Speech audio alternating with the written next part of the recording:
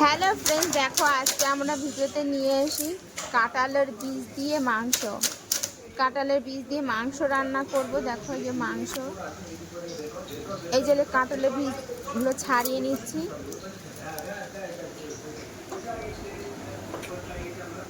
বটি দিয়ে ভালো করে ছাড়িয়ে নিচ্ছি কাঁঠালের বীজগুলো।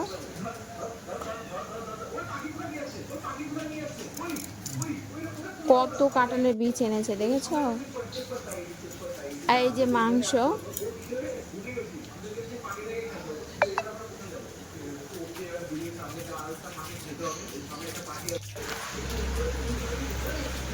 কাঁঠালের বীজ আমার ছাড়ানো হয়ে গেছে। এখন আমি তেলে পেঁয়াজ তেজপাতা দিয়ে ভালো করে ভেজে নিচ্ছি। তার মধ্যে দিয়েছি মশলা, আদা বাটা, রসুন বাটা, লঙ্কা, হলুদ, লবণ, ধনে গুঁড়ো, টমেটো।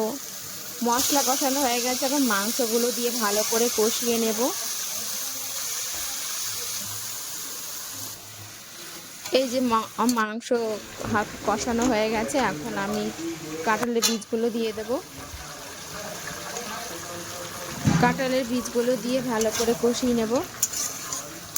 তোমার চুল এদিকে আছে।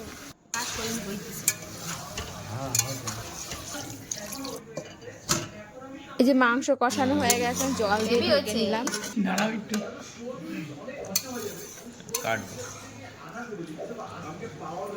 দেখো ফ্রেন্ড, আজকে আমার মাংস দিয়ে কাঁঠালের বীজ রান্না হয়ে গেছে। এখন আমি একটা বাটিতে ঢালছি।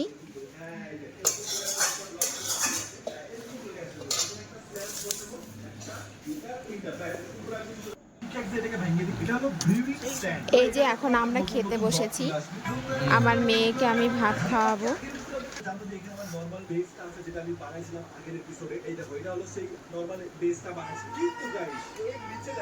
আমার মেয়েও খাবে, আমিও খাবো। আমিও ফোন দেখছি, আমার মেয়েও ফোন দেখছে।